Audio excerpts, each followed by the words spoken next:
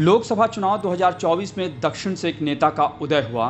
उसका नाम के अन्नामलाई है। वो बीजेपी के प्रदेश अध्यक्ष हैं और एक बार फिर सुर्खियों में है। और इसकी वजह उनका वो प्रण है, यानी भीष्म प्रतिज्ञा, जिसे उन्होंने खुलेआम दुनिया के सामने करके दिखाना भी शुरू कर दिया है। दरअसल तमिलनाडु के कोयम्बटूर में भाजपा के प्रदेश अध्यक्ष के अन्नामलाई ने भीष्म प्रतिज्ञा लेते हुए ऐलान किया था कि जब तक वह डीएमके को सत्ता से बाहर नहीं कर देते, तब तक वह अपने पैरों में चप्पल या जूते नहीं पहनेंगे। साथ ही अन्नामलाई ने अन्ना यूनिवर्सिटी की एक छात्रा के यौन शोषण के मामले को लेकर शासन प्रशासन का प्रतीकात्मक विरोध करने के लिए अपने घर के सामने खुद को 6 बार कूड़े मारे। और ये तस्वीर इस समय सोशल मीडिया पर जमकर वायरल है। आपको बता दें कि तमिलनाडु में 2026 में विधानसभा चुनाव हुआ और इसमें अन्नामलाई ने डीएमके को सत्ता से उखाड़ फेंकने के लिए अभी से तैयारी शुरू कर दी है। जैसा कि आपको पता है कि तमिलनाडु में एक ज़माने में डीएमके और अन्ना डीएमके का ही शासन होता था। बीजेपी के लिए वहाँ कोई स्पेस नहीं हुआ करता था।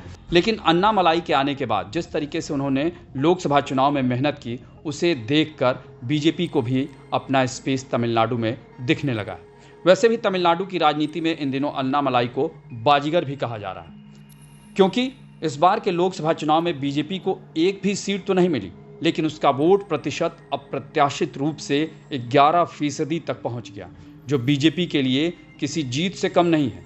और अगर वहां अन्ना डीएमके के साथ समझौता हो गया होता तो आज तमिलनाडु और बीजेपी की तस्वीर अलग होती, क्योंकि आंकड़े बहुत बदल गए होते। बस उसी अधूरी कामयाबी को आगे बढ़ाते हुए अन्नामलाई ने तमिलनाडु में अपनी राजनीति, या कहें तो बीजेपी की राजनीति और रणनीति को अंजाम देना शुरू कर दिया है। और उसका रोड मैप भी कहीं न कहीं जनता को बताने की कोशिश की है।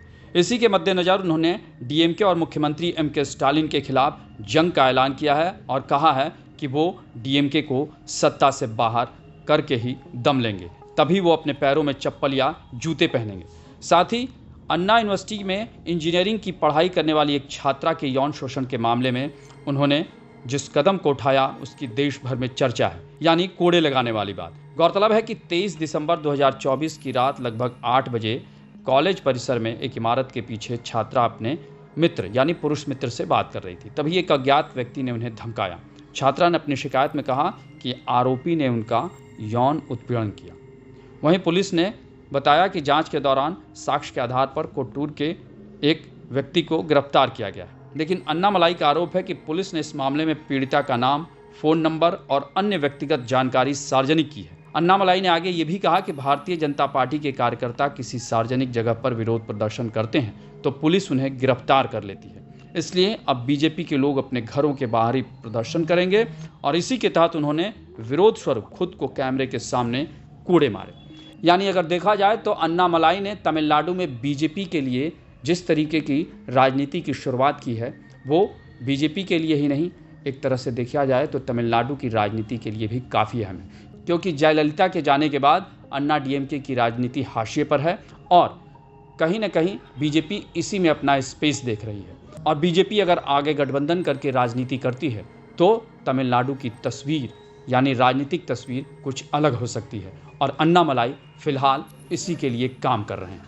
आपको हमारी ये रिपोर्ट कैसी लगी उसे कमेंट बॉक्स में ज़रूर बताएं और अन्य खबरों से अपडेट रहने के लिए बने रहें हमारे साथ, क्योंकि हम हैं बुलंद भारत टीवी, ताकत आपकी।